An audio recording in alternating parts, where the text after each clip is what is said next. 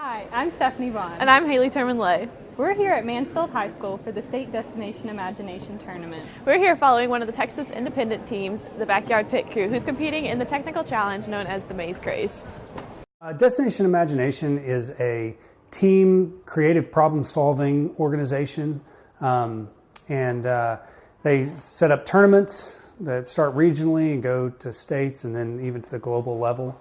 And there are a lot of different challenges. We've always competed in the technical challenge, where we get a challenge that requires the students to learn about physics, science, mechanics, electronics, computer programming, and that kind of thing. Cole Terman-Lay explains that this year's challenge involved a creature moving through a maze. He designed the electrical part of the creature.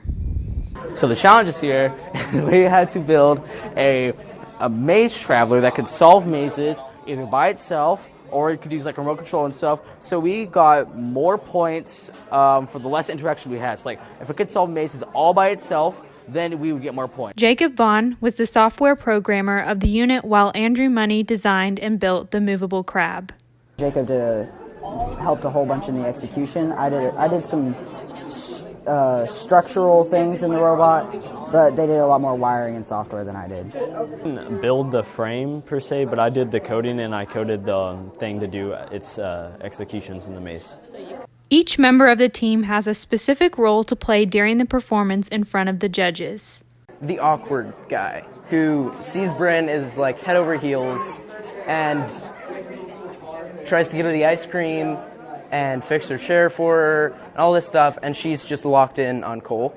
So my whole thing is just trying to impress her. I'm a street performer, but I'm not the best. I can't really do anything right, and I own a dog, and his bone gets taken away, and I just will not help him. I'm completely ignoring him.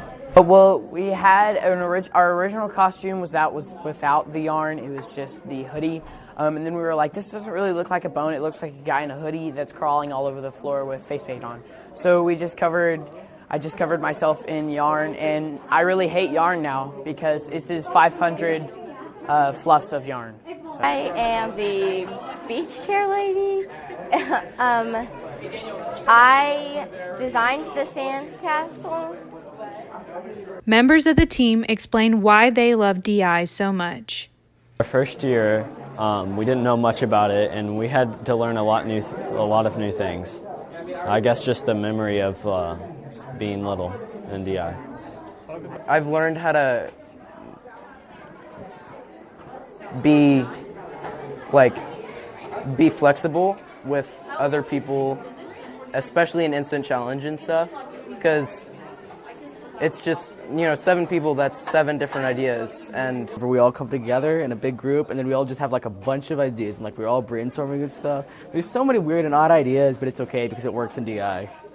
After the performance, scores were compiled, and out of 18 teams, the Backyard Pit Crew placed 5th in the state and will advance to Globals in Knoxville, Tennessee.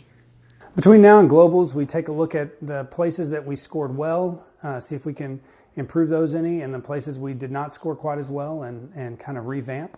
While the team has accomplished their goal of advancing to the global competition, one challenge still stands in their way: paying for the trip. We need to raise $13,000 to $15,000 to cover our registration expenses and our travel and stay there for 5 days. We have a lot of good sponsors who have supported us in the past and are supporting us again this year.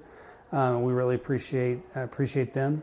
We've also, obviously, we have a lot of support from our family and friends that help us out. If you would like to help support the team with a donation, please go to tinyurl.com/backyardpitcrew. Thanks for all your support.